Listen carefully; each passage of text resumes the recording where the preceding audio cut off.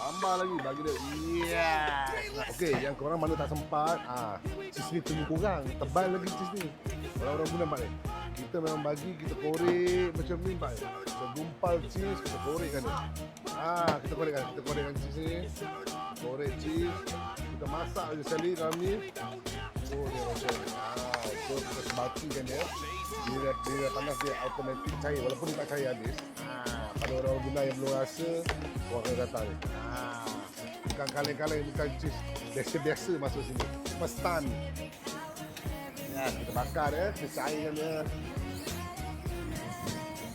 Yes. Oh, dia menggelegak. Dia menggelegak tekstur dia. Tambah lagi, bagi dia.